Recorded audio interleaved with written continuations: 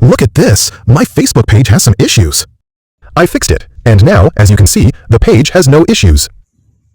And the best part?